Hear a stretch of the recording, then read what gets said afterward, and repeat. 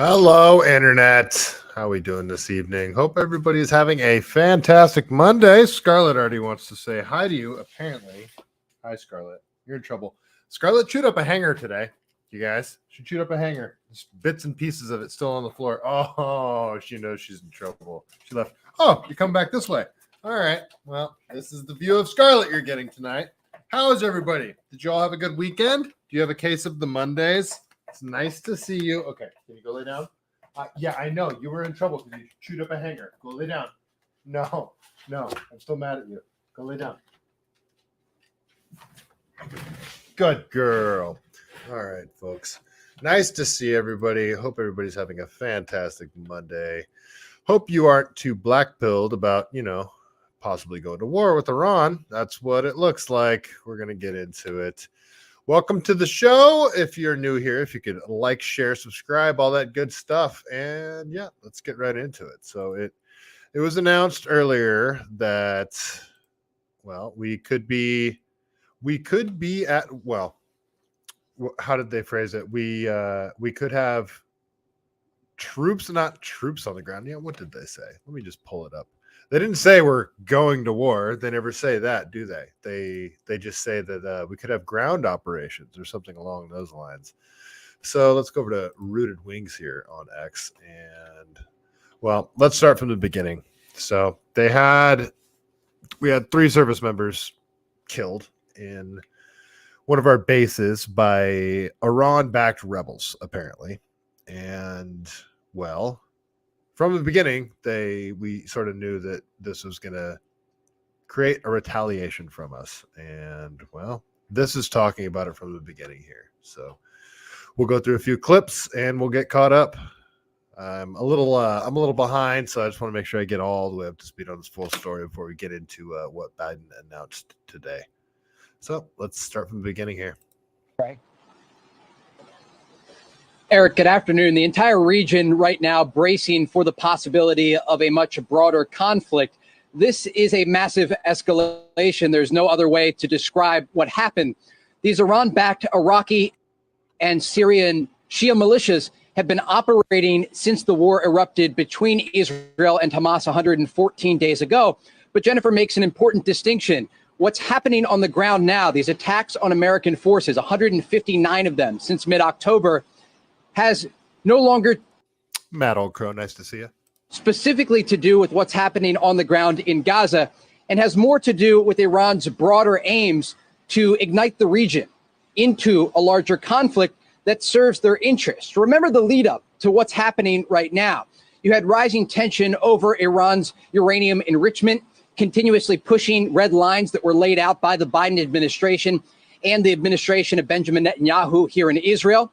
And then you also have a situation where Israel is bracing for threats from other Iranian proxies coming from places like Yemen, from southern Lebanon with the Iran-backed group Hezbollah, and of course Hamas and Islamic Jihad inside Gaza. But the news today that 3 American soldiers were killed, 25 others injured along the border between Jordan and Syria, just another example of the risks that American forces have when they are in the region. And remember, there has been a large deployment of U.S. forces to the Middle East to support their key ally here, Israel, as the war continues to escalate on the ground in Gaza, understanding that that could just be the first chapter in a very large and bloody book that is unfolding right now across the region. Eric? Yeah, just the You guys know how I feel about this whole thing. I do not support any U.S. support for this. And you could just see the writing on the wall, how this is escalating, and this is frustrating. So many people calling for war right now. So many people are foaming at the mouth over this crap. Today, the U.S. command targeted the Kataib Hezbollah headquarters in response to some of these attacks, taking out storage areas, training, rocket launching sites. Obviously, this has not done enough or deterred the Iranian-backed militias from still trying to attack Western interests and our troops. What could be, in your view, the next step? What would the Israelis do? Some of the hardliners here in Israel say strikes need to take place against the Iranian regime that's not only funding. Of course they say that. but directing these attacks against American forces. Make no mistake, these militias are trained by the Iranian regime, the IRGC. There are commanders on the ground that in the past directly visited these forces. They have communication with officials in Tehran. And when we look back just a few years, look at the beginning of 2020, when during the Trump administration, a drone strike was ordered against top Iranian General Qasem Soleimani outside of Baghdad's international airport. And look at the Iranian response at that moment. We're talking about 13 ballistic missiles that were fired at the al-Assad base in western Iraq that still houses American troops. And that was considered a large response by the Iranians. Now the Iranians are using ballistic missiles on a weekly basis. They're firing rockets and drones toward American troops across the Middle East. You have Iran-backed Houthis in Yemen that are targeting not just commercial ways in the Red Sea, but also American Navy ships that are operating in this area. Eric? Trey Yang. They want war so bad. All right, let's go to Max Blumenthal. I want to see what he had to say on this. So he just says, 3 U.S. troops were killed. Al-Antif, Syria, an illegal base of destabilization ops against Syria and Iran, where the Pentagon attempted to revive Free Syrian Army death squads. The U.S. has waged a dirty war from this base for years and assumed it wouldn't face consequences. Okay, so Max Blumenthal is very pro-Palestine, so you guys know. He's a leftist, but he's not a shit lib. I actually tend to agree with him on his stances here a little bit. I mean, I do not support you guys. You guys know my stance on this. A lot of you guys disagree with me on this, but I do not support what Israel is doing in Gaza. And I absolutely do not support U.S. involvement. I do not support us providing weapons, any support whatsoever. So you guys should know my stance on this. But all right, let's continue.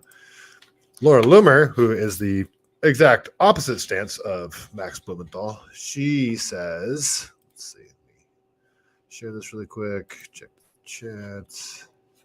Metal Crow, I'm concerned about the influx of people coming through Jacumbre border. Yep, I am too. We'll get into that in a little bit. But I want to talk about this Iran stuff. I think something major could pop off very quickly. You see them, well, speaking of the southern border, you see them sort of, there was that chick on CNN a few weeks ago talking about a Black Swan event. And the FBI came out today and said that we should be expecting a terrorist attack in the United States. We have the attack on the base that killed 3 soldiers, and everybody's screaming for war with Iran. So I would expect a U.S. response very quickly. I don't know. I almost expect like a shock and awe type response, but this is Iran. Iran's not a small country. This whole situation is inorganic. It's all fraudulent. This is all fake. Sorry, this is just me complaining live on the internet. All right, let's see what Laura Loomer had to say about this. So Joe Biden and his administration are compromised by Iran. Iran tied Obama officials at the center of current shadow government that is in control of cognitively compromised Joe Biden. It's obvious that Barack emphasis in Hussein Obama. Barack is enjoying his 3rd term and is busy prepping his 4th so he can complete his goal of fundamentally transforming America into its final stage of eternal collapse. Wow, she's going hard here, huh? All right. When you look at the Joe Biden staffers and senior advisors, it's evident that it's all of the same people who worked for Obama. Mike Donnellan, Anita Dunn, John Podesta, Tom Perez, Stephanie Benjamin, Gene Sperling, Mitch Landrieu. You know who is also involved behind the scenes? Valerie Jarrett. Did you know that Valerie Jarrett was born in Shiraz, Iran, to American parents who were working in Iran? Guess what she's doing now? She's currently the CEO of the Obama Foundation. Jarrett previously served as a senior advisor to President Barack Obama and assistant to the president for public engagement and involvement affairs from 2009 to 2017. Before that, Jarrett served as a co-chair of the Obama-Biden Transition Project. Reports from 2013 revealed that the U.S. team behind Obama administration's secret talks with Iran was led by Obama advisor Valerie Jarrett. She has been the CEO of the Obama Foundation since 2021, almost for the entirety of Joe Obama's first term. Joe Obama. She didn't even write that. I accidentally called him Joe Obama. That was kind of awesome. I didn't even mean to do that. Joe Biden's first term. My mistake.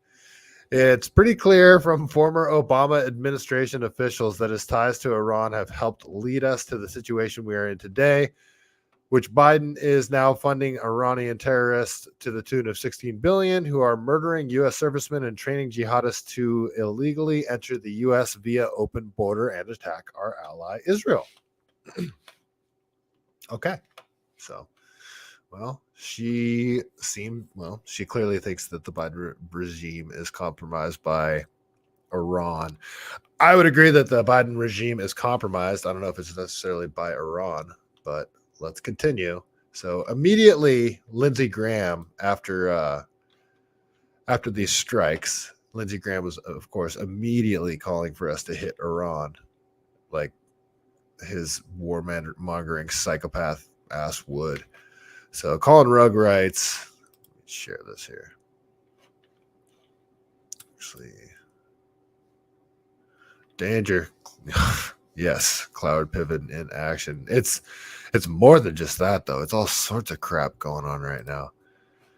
All right, so Colin Rugg writes, new Senator Lindsey Graham is calling for war with Iran after 3 American troops were killed and 25 others injured in Jordan. During the previous show on X, Tucker Carlson blasted Graham for being a warmonger. Tucker specifically blasted Graham for not caring about lost lives because he is nearly 7 years old with no kids. What exactly would happen with the United States if we declared war on Iran and started blowing up their infrastructure? Let's just watch the video. He's just quoting him from the video here. So this is Tucker on X. Here's fellow neocon Lindsey Graham just spelling it out and calling for the bombing of Iran. So I've been on the phone all day to the Mideast, and I've told our allies and people with connections to Iran, what I would do, I would tell Iran that if Hezbollah attacks Israel, we're going to come after you, the Iranians, and have a coordinated effort between the United States and Israel to put Iran out of the oil business by destroying their refineries. There are 4 major refineries in Iran. They're fixed targets. If Hezbollah attacks Israel, I would make Iran pay a heavy price. What exactly would happen to the United States if we declared war on Iran and started blowing up their infrastructure? Lindsey Graham has no clue what would happen. He hasn't thought it through. He's almost 70 years old and he has no children. He doesn't care. But neither, amazingly, do most of his colleagues in Washington. They're as reckless as he is. Texas Congressman Dan Crenshaw took to social media to call for what he described as a war to end all wars, as if there is such a thing. But of course, there isn't such. That eye patch wearing psychopath, man, he had me for a minute. There's a small period of time where I was like, Dan Crenshaw seems like a stand-up guy. And then he showed himself to be the warmongering psychopath that he is. Such a thing. Wars beget more war. The bigger the conflict, the uglier and longer lasting the consequences. See World War I for details. All right, let's go over to end wokeness here.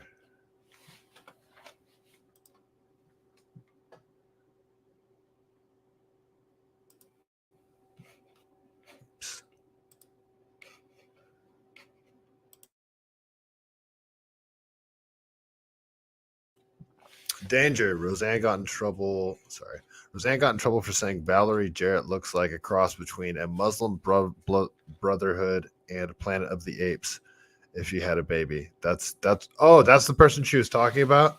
Okay. Yeah, I remember that. Yeah, they tried to cancel Roseanne for that. Let's see. Terry Wallace, nice to see you. Good Lord, Lindsey Graham calling for war with Iran. Yep. What else would you expect? Yeah, he's a warmongering psychopath.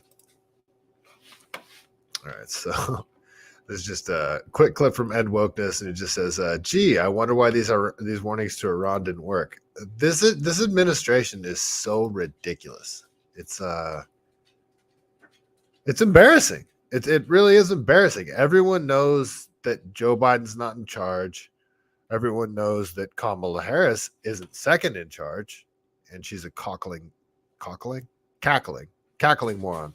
I think cackling. I wonder what is your message. I think cockling is a better term for Kamala. But hey, get out of here! What are you doing? Go. I wonder what is your message to Hezbollah and its backer, Iran? Don't come across the border. Don't escalate this war. That's right. I think it'd be really funny if somebody spliced in the Donald Trump saying, "I'm going to come," right there. I think it'd be funny. Or here, because Kamala. Don't. As President Biden said, just don't. Exactly. One word. Pretty straightforward. I think Kamala Harris is Don't. She's the perfect example of the abandonment of meritocracy. She has failed up her entire life. I don't think Kamala Harris is a smart person. Yes, she's vice president of the United States. Wasn't she attorney general in California? She's got incredible credentials. I think she has just coasted the whole time, and everything's just been handed to her. It's just me speculating. She seems like a unintelligent person to me, but I could be wrong. Let's continue. All right, so let's look at two clips, one from Jake Sullivan, one from Anthony Blinken. And these clips are, 3 months apart? 4 months apart? Yeah. So, all right, let's, unreal here. So let's watch both of these. Against U.S. forces. The war in Yemen is in its 19-month truce. For now, the Iranian attacks against U.S. forces have stopped.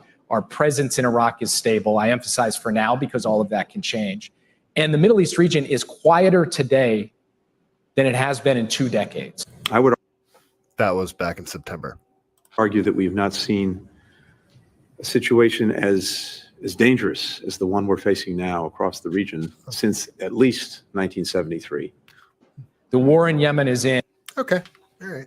Well, it's amazing how things change so quickly.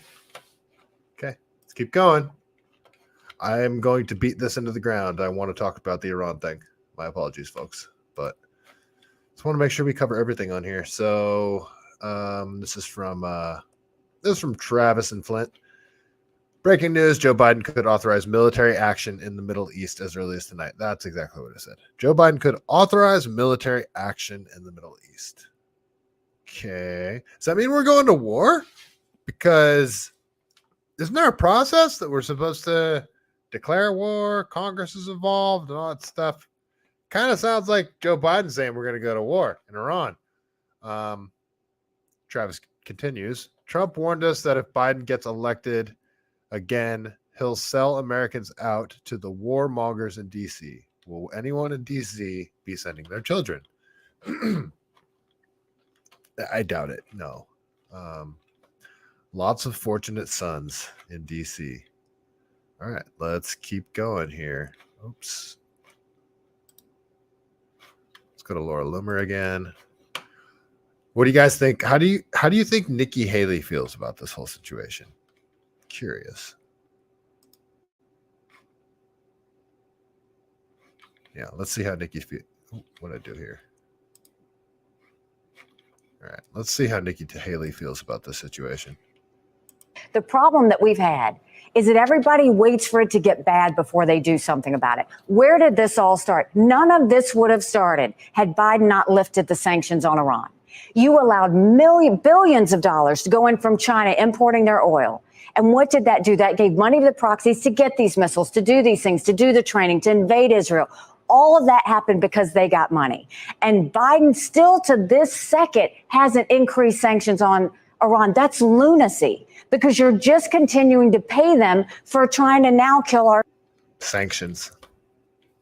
Yeah, right, Nikki. Those the sanctions. Soldiers. There are things we can do that are not war. But not having common sense, there's no excuse for that. And this is something where we've seen him do it with Iran. We saw him do it with Afghanistan. We're seeing him do it with Russia and Ukraine. You have to be tough. That doesn't mean starting a war. That actually means preventing war. But when countries see that you're tough and you're serious, they back off. By nature, they back off. Iran knows they can't beat America. They've always known that. But as long as they smell blood in the water, they're going to keep doing this. Governor Haley, want to thank you for coming by today. Thanks. Yeah, well, she didn't explicitly call for war, so I guess that's kind of encouraging. I don't know. Still sounds a little warmongery to me. But let's check in with Kirby. This will be the last clip about Iran. I think you guys get what's going on. Looks like we're going to be attacking Iran. In what capacity? I don't know. If there's any new news about it since I've started the stream, maybe let me know in the chat. But let's go over to Kirby here and see what he has to say. Well, there's a lot of interest, and rightly so, in the attacks. The attack that our troops faced over the weekend in Jordan, an attack that claimed 3 of their lives. It feels like the whole frame is crooked, and it's bothering me. I apologize, but that's just really messing with my OCD. And sent more than 30 of them to the hospital, some with serious injuries. So I just want to make a few points right at the top. First, the President and the First Lady, as well as everyone in the administration, send their condolences to the family of those who were killed. No Blue Star family ever wants to become a Gold Star family. And sadly, there are now 3 more families on that roster. It's hard to imagine the grief that they're feeling right now and that they will feel for the rest of their lives. Everything he does just feels so inauthentic and canned. It's everything about him, inauthentic and canned. We want them to know that we'll make sure that they get all the support that they need and that we mourn with them. We also wish a complete recovery for all those wounded in this attack. They are receiving and will continue to receive the very best medical care that the military can provide them. Second, these troops were conducting a vital mission in the region aimed at helping us work with partners to counter ISIS. And even as the Defense Department gathers more information about the attack, that mission must and will continue. Third, the counter ISIS mission is separate and distinct. Indeed, it has been long-standing and unrelated to our efforts to support Israel and to prevent a wider conflict in the region. We do not seek another war. We do not seek to escalate. But we will absolutely do what is required to protect ourselves. I'm going to pause him right there. They absolutely want another war, and they absolutely want to escalate. Let's just be 100% clear on that. He's lying through his teeth right there. To continue that mission and to respond appropriately to these attacks. Now, I know the first set of questions I'm going to get are, well, what does that look like? What's appropriate? And what response options is the president considering? I hope you can understand why I'm not going to telegraph any punches here from the podium, nor will I get in front of the president or his decision making.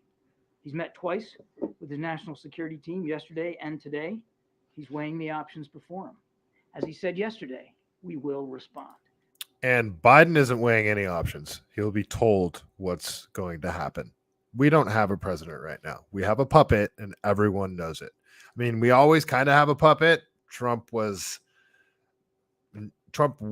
not saying that he was in charge because the deep state just ran roughshod around him, but he wasn't a puppet, and that's why they hate him so much. Everybody else was sort of a puppet, but Biden takes it to a whole new level. He is a walking corpse, and he doesn't know what he had for dinner last night. The man is demented, and everyone can tell. So Biden isn't weighing any options here.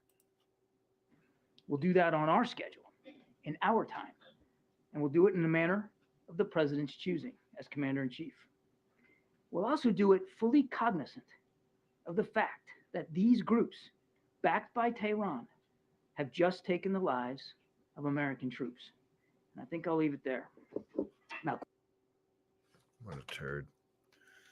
All right, we're going to war. I think it's pretty safe to say we're going to war. All right, enough with Iran for now. Freaking frustrating. All right, let's see. Metal Crow. Let's see. Well, your father worked for border control in the early 60s. We lived in Jamul. The fellows looking for the work in the U.S. were called braceros. So different than what we were going through back then. Wasn't it vaqueros with a V? And Americans couldn't pronounce it, and that's where the term buckaroo came from.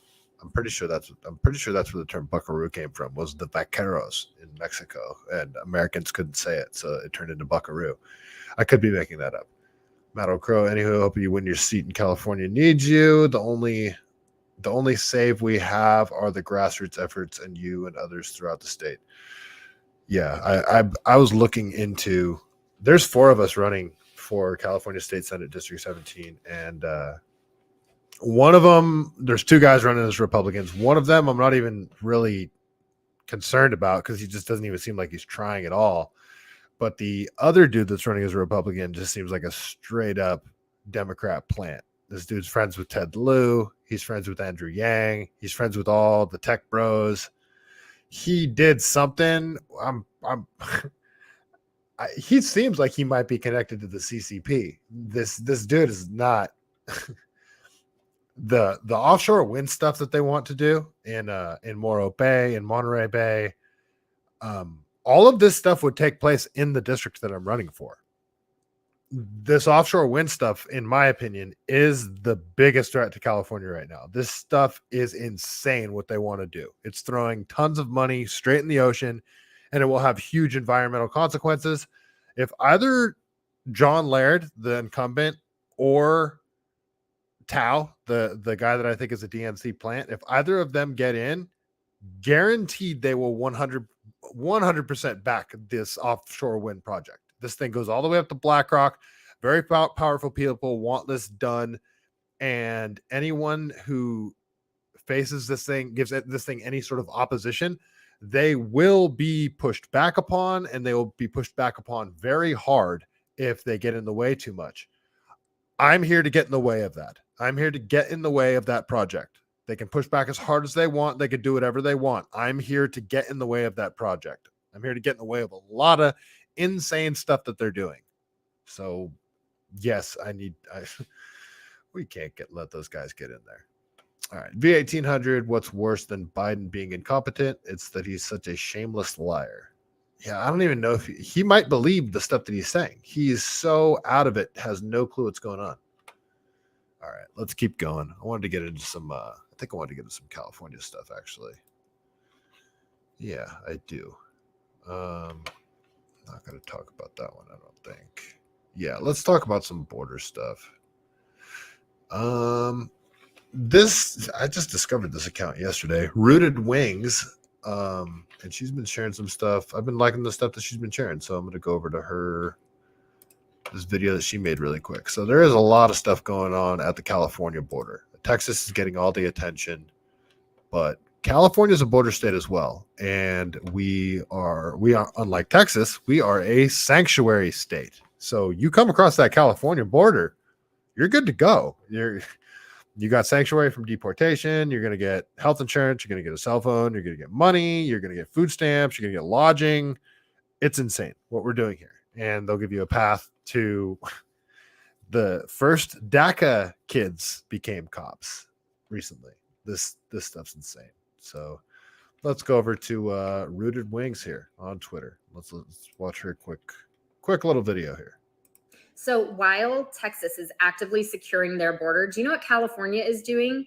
California is actively earmarking your and my money, our taxpayer money, to fund illegal foreigners' health care. It's important to remember that the government does not make money. It spends yours. So let's take a look at California's finances. We're facing a $68 billion deficit. The unemployment rate in California just climbed to 5.1%, holding the title of second worst in the nation. So think about that, you guys. California just blew this giant, I think it was a $30 billion surplus, and now we have a massive deficit coming. And what did they decide to implement? Giving illegal immigrants health insurance. And again, this massive offshore windmill project that they want to do that isn't going to be cost effective. It's going to have massive environmental consequences. And it's not going to produce the energy that we need. It's It's every single aspect of this project is a bad idea. And this is where California is spending money that they don't have. Instead of going nuclear, instead of taking oil out of the ground that we sit on and selling it, we could make all of our oil that we use. You guys still have cars that have internal combustion engines. You still have them. You still have to go to the gas station. We could make our gas a lot cheaper and we could sell gasoline. We could build nuclear plants. We could talk about the best way to do that. I'm obviously not a nuclear physicist. And we could sell energy. California is a gold mine, and we don't utilize it at all. Instead, all we do is suck its citizens dry until they ultimately leave. Businesses, citizens, wealthy. All you're going to have left is, sorry, I'm just complaining, but we don't create anything here in California when we absolutely could. We don't produce anything. We used to be the technological tip of the spear. And I mean, yeah, we still have big tech here, but that just seems like it just has a monopoly on information, and that's all it's designed for. Meanwhile, Newsom is cutting $30 million to an urgent foster care program. And we recently defaulted on a $20 billion federal loan. We're basically headed off a cliff. Here, Newsom also just brokered a deal to get a new science technology center for UCLA. They purchased a building for $700 million. And after they closed the deal, Newsom goes to UCLA and is like, you know what? We're going to pull $400 million from the project. So you guys got to come up with $400 million, by the way. So sorry. Like UCLA might not have even wanted to buy that building, and Newsom did it, got the photo op, and then it was just like, yeah, you guys got to come up with $400 million. So there you go. That's who Newsom is.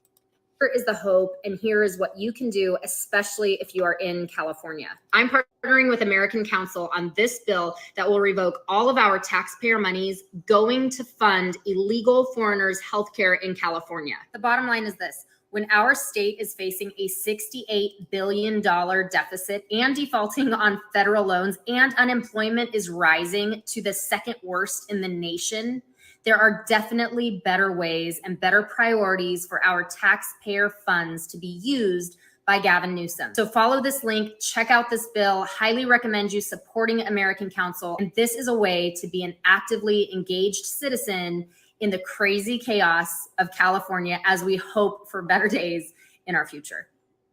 So her website that she's trying to send people to here is theamericancouncil.quorum, QURUM.us/campaign/54755/. So go check out her stuff. Matt O'Crow. No, I remember the oil derricks. I mean, they still had them. I lived out in Upland for a while, and I used to work in like Costa Mesa and Santa Monica all the time. I remember driving past oil derricks that were active, that were pumping. So, yeah, I don't know. I guess they shut all those down. I haven't been to Southern California since like 2010, 11, something like that. All right, let's keep going here. So some more California stuff. So, okay. Yeah, I do want to talk about this. Let's see. So this is in that same vein. It's how California can't spend money effectively. The high-speed rail is the perfect example of, the high-speed rail to nowhere. We've burned tons of money on it, and we have nothing to show for it. But this is a much more scaled down version of government ineffective bureaucracy crap. So this is man, he told me how to pronounce his name last night, and I don't want to pronounce it. Hamati. Yes, that's how I say his last name. David Hamati. MD, PhD. He just does a lot of great write-ups, and I'm going to read this here. But this is San Francisco tried to build a $1.7 million toilet, and it's still not done. This is looks like this from the New York Times. Yeah, it's just a screenshot from an article from the New York Times. It says an expensive public bathroom project has come to symbolize the city's bureaucratic inefficiencies. A mulch patch sits in the spot where a tiny bathroom is supposed to be built in Noe Valley Town Square. Yeah, that's just an article by Heather Knight, and she's writing for the New York Times. So Dr. Hameti writes, hey, Gavin Newsom, Breed, Pelosi, Weiner, all them schmucks.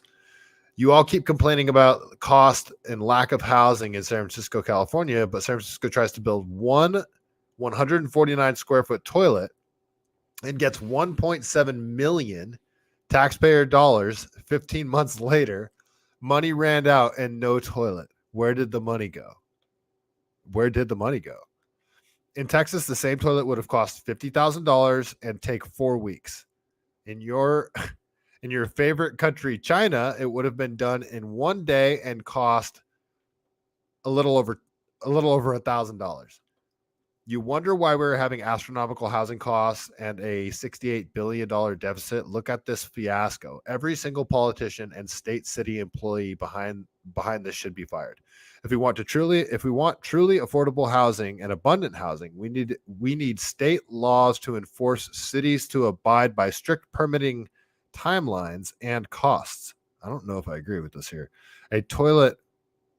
Let me read that again. If we want a truly affordable and abundant housing, we need state level laws to force cities to abide by strict permitting timelines and costs. Yeah, I don't know if I agree with that.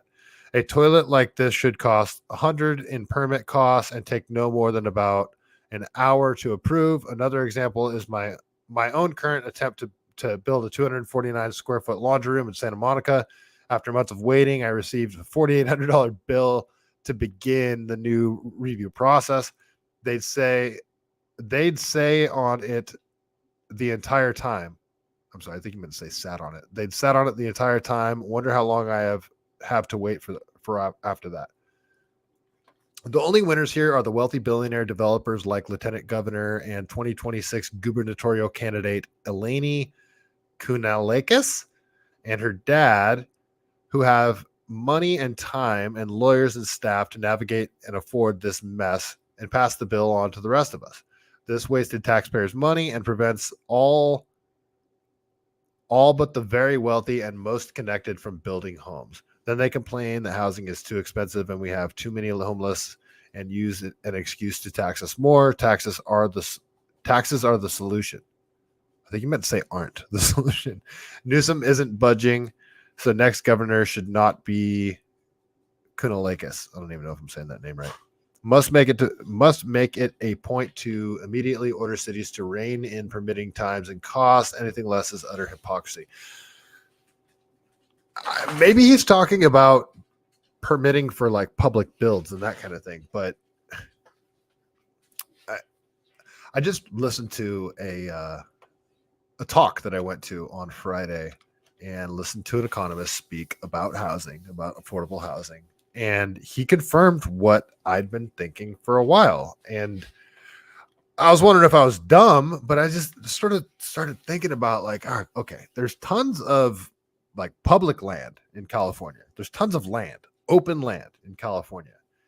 And if the state made it easier for just everyday people like me to just go buy land, but hey, I don't know how it would work, but if people could purchase land either from the state or just land here in the Santa Cruz Mountains, Sierra Nevadas, wherever, you could purchase a plot of land and then build a home while living out of like a trailer or whatever.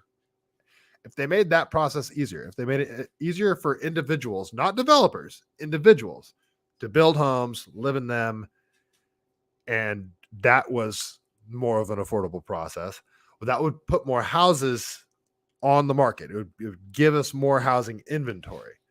But that wouldn't that inherently drive down the price of everybody's home? So it seems like California homeowners have sort of an interest in keeping it a difficult process for people to be able to buy a home and build a home, because it would drive down the artificially inflated prices of California homes. Like you compare California homes to the rest of the United States. And I think a lot of the artificially inflated pricing is because of all the crazy red tape and all the over regulation that you have to, like, you're paying for a lot of regulation. You're paying for a lot of permitting process and stuff like that. And California home prices seem to me, I'm not an economist, I'm sort of spitballing here, but I'm taking off of things that I heard from this lecture. And it seems that would be the effective way to create affordable housing in California is government gets out of the way and allows people that already own land, already own homes to build additional housing on their property, take land, build a house on it, not developers, people, create more inventory easily. That seems to me to be the most efficient way to create affordable housing. The thing is, it would inherently drive down the prices of homes. So I don't see that happening. There would be, am I wrong here? Am I off in the weeds? Am I completely missing something? Is there something that I'm completely missing here? Let's see. All right. Danger. You know, I was wondering the other day, if I were to build an addition on my house, I would have to get permits, yet all these homeless people are allowed to build shanty towns that are not up to code. Oh yeah, you ever go to Oakland and see the pallet houses? The pallet houses are crazy in Oakland. Those things are wild. They build like 2-story crazy ass houses out of pallets and wood and junk and tarps and crap like that in Oakland. Some insane stuff that you see. All right, I'm going to play it. I'm a trigger warning. This is a clip of Gavin gaslighting you, and this may be difficult for you to watch. It's difficult for me to watch, so it's 1 minute and 30 seconds.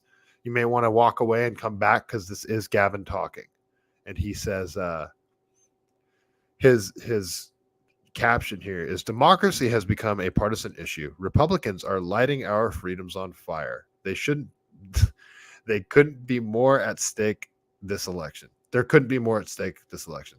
Republicans are lighting our freedoms on fire. This is coming from Gavin Newsom.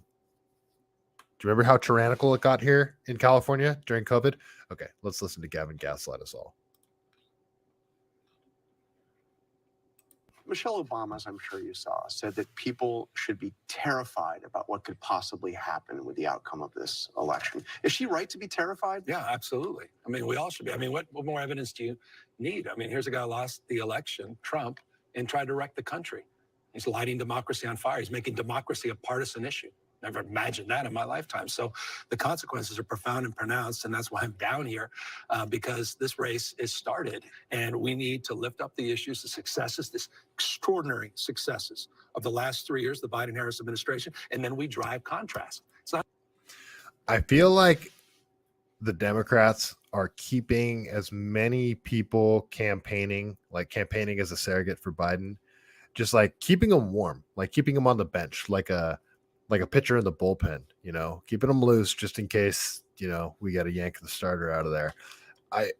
It feels like Gavin isn't set to 100% take the place of Biden, but they're sure just be ready. Be ready, Gavin. So we're going to have you go campaign tour. I think he's in Nevada here for whatever reason. Not even a complicated campaign. We have the receipts. We have the best 3-year record of any modern American presidency, period, full stop. And you look at the period, full stop. When people say that stuff, they're freaking lying. We have the best 3-year presidency. He's saying this to you with a straight look on his face. Is there anyone that voted for Biden that leaves their house that thinks things are going well? Is there anyone that thinks things are going well right now? I don't think there's anyone that thinks that. Issue by issue, they poll overwhelmingly. American people support what Biden has done. Except for the American people support what Biden has done. He said that with a straight face. He just said that right now. He said that. approval.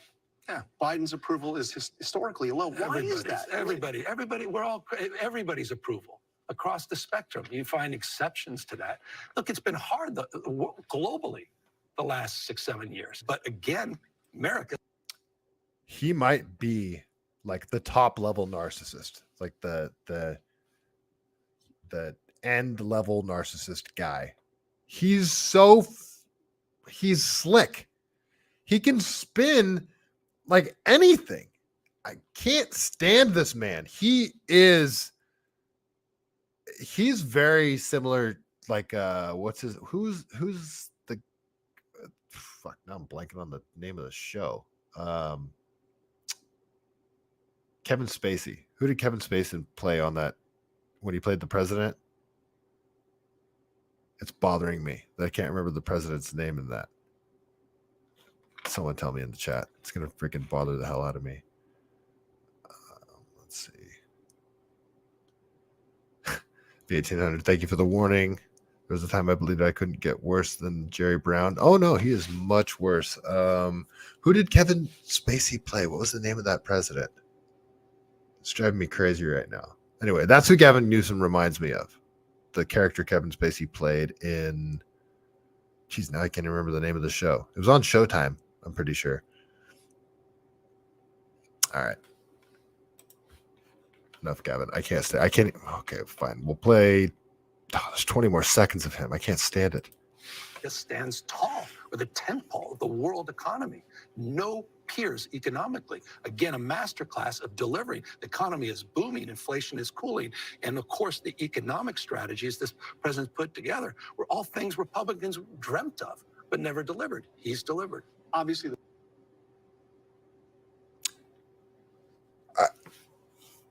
He leaves me speechless.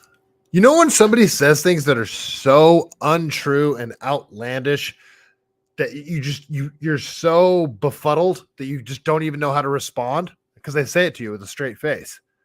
Like they know they're lying, you know they're lying. Everyone knows it's a lie, and you're speechless. You're left speechless. That's what he does right there. He said the economy is booming right now. He said that with a straight face. I don't know how to respond to that. All right. This is a little the stuff at the border that's going on is kind of insane, you guys. House of Cards. Thank you. What was his name though? What was the character that he played? It's driving me crazy. That's going to bug me. It's still bugging me. It's not Will McAvoy. That was a different character from a different show. Anyway. All right, so go over to Nathan Cervara here on the interwebs. So 6 people found dead at a desert near the Mexican border in El Mirage, California. Police found a black SUV with bullet holes as well as broken window. Deputies found the bodies at a remote dirt location in the Mojave Desert. The cause of death hasn't yet been identified, but the sheriff's spokesperson Mara Rodriguez. Oh, I'm sorry. Hasn't yet been identified, says sheriff's spokesperson Mara Rodriguez. It's so far that San Bernardino Sheriff's Department requested help from California Highway Patrol's Aviation Division to find the location. It'll be several hours still before we are ready for any body to be removed from the scene, says Rodriguez. So this is just play the clip, but it's a pretty remote area. This looks exactly like the beginning of No Country for Old Men.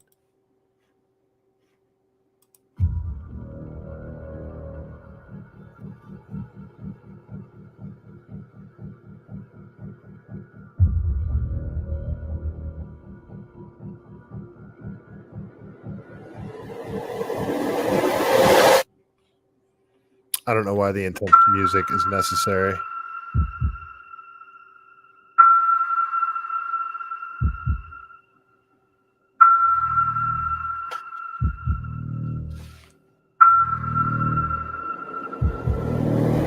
So out in the middle of nowhere, everyone should be expecting cartel traffic to be dramatically increasing. Cartel activity to be dramatically increasing.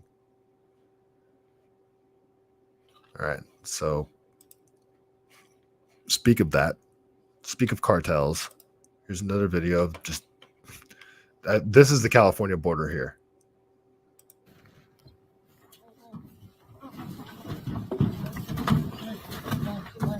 So they drive right up to the border. Like California's border it's basically wide open. I mean, they drive right up there. You'll see. It's insane.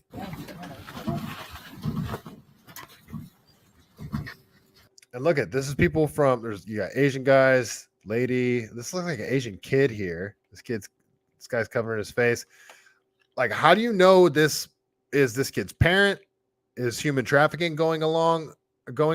None of this. This is so unsafe. What are they bringing over? Who are these kids? Are these the kids' parents? The situation that they have created at the border is insane. The sanctuary city policies that make people come here in the first place are insane. California is wide open. We have no border right now.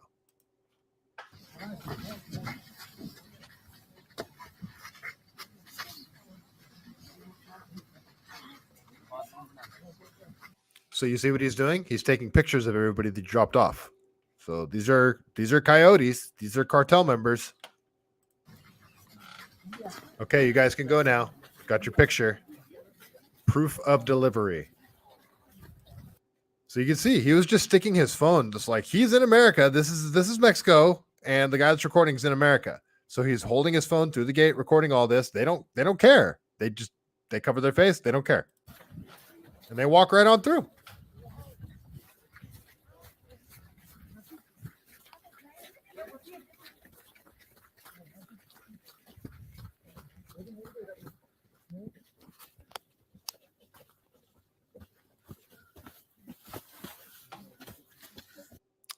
This is kind of a funny part of this video because so many people get snagged on this barbed wire and nobody pushes it out of the way for the person behind them. I just think this is funny. So many people get caught on the same piece of barbed wire right here.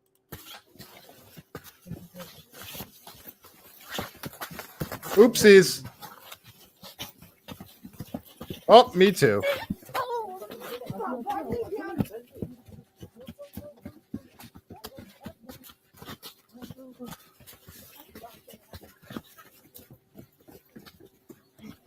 Okay, here, I got to backtrack. This kid,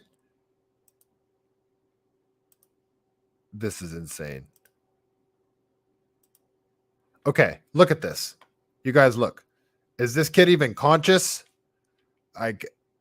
You see a lot of kids brought to the border and they're drugged. Like they are completely unresponsive because they're clearly being trafficked. Kids, children being trafficked. Like, we don't know this is this child's parent right here. This isn't like Equal Pass where they're going to the Border Patrol either. They're coming across the border and they're getting picked up by somebody.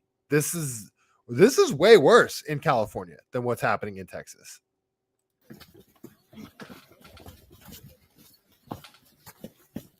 Then that man they could be his kids, but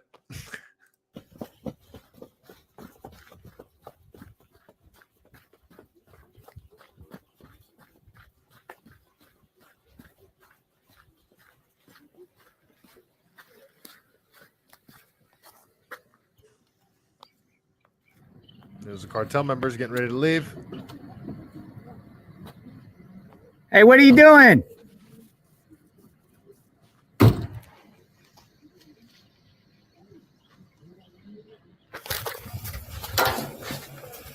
He threw some stuff at him.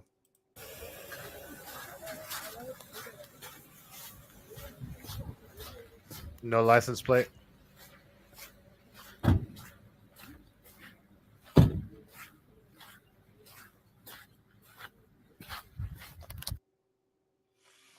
That's California border.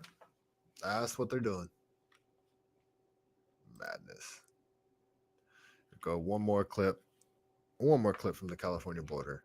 So this is only a 13-second clip, but you can see this is actually here. I think this is from Jacumbra as well, because I think that's how you say is that how you pronounce it? Jacumbra. So the caption here, yeah, Jacumbra City, San Diego, California. Sent to me from a contact there just outside of town along the border. We saw this about 75 Asian men lined up with the Border Patrol van. So let's watch this video. It says they're all Asian men.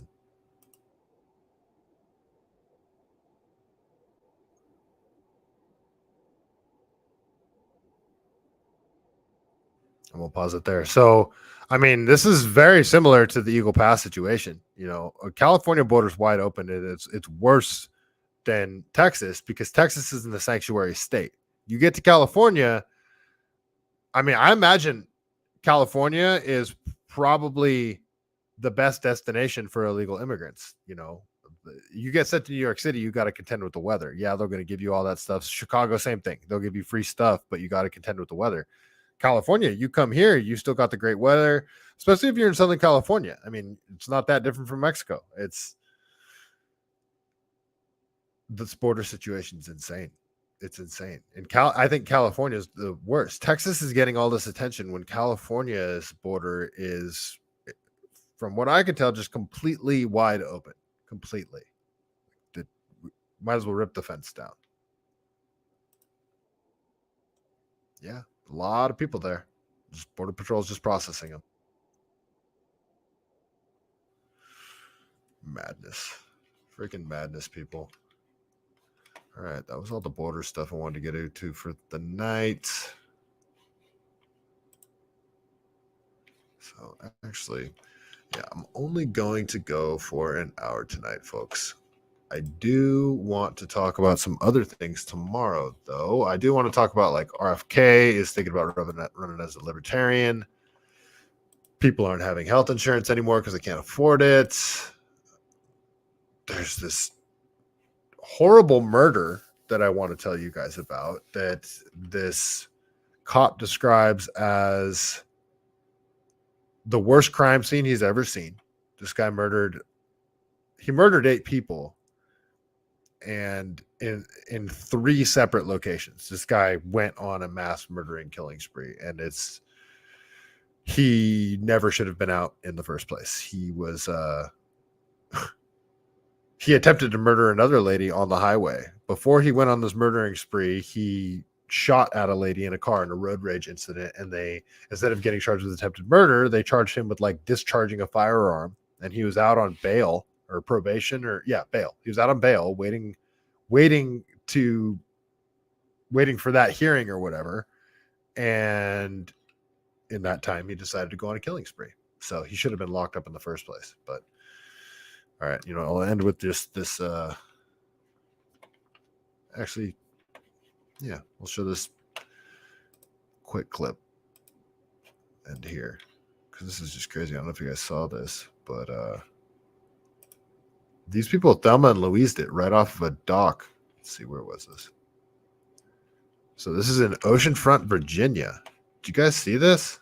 I mean, there was a police chase, and the car just full on drove onto the dock and kept going, folks. Is he about to drive off the edge? Oh my god. No way. Dude, no. Oh my god. Is he about to drive off the edge?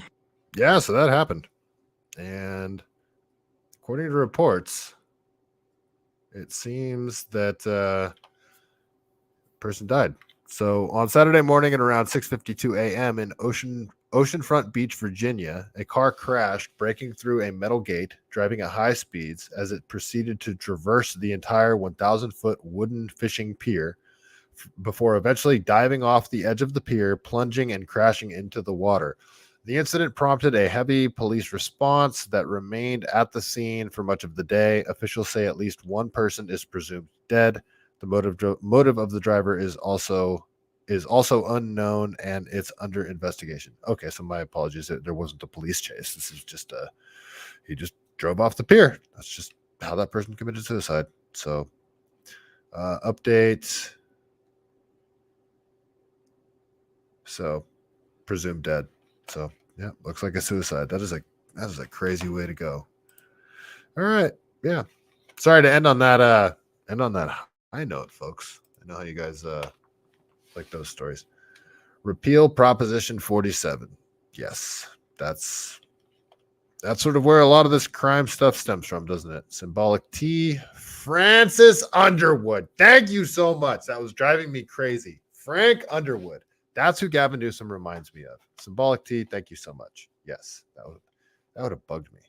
It was right on the tip of my brain too. I had it the whole time, but yeah, Frank Underwood is an evil man, and Gavin Newsom absolutely reminds me of him. He will say anything to achieve whatever objective he's trying to achieve. He will spin any lie there is. All right. Thanks again, Symbolic T. V1800, Mad Old Crow, Danger, B Sizzo. Oh, B Sizzo, I didn't see you in there earlier. My bad.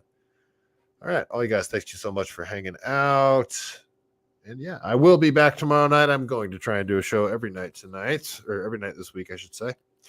And I apologize for being gone so long. I need to manage my time better. I'm going to be staying up later and waking up earlier. That's the best way I can figure out how to do it. This is it is a wild time right now. There's a million things going on, and let's just say things are very interesting behind the scenes here, folks. So I'm really glad you're here.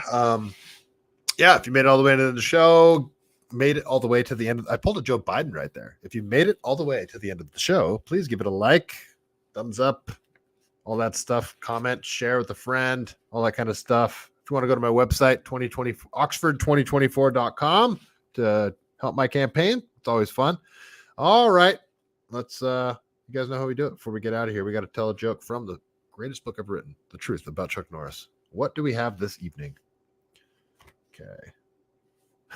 All right. You guys ready? You guys ready for the Chuck Norris joke of the evening? Right, here it is. Chuck Norris has only one hand, the upper hand. And on that note, stay Cali-based.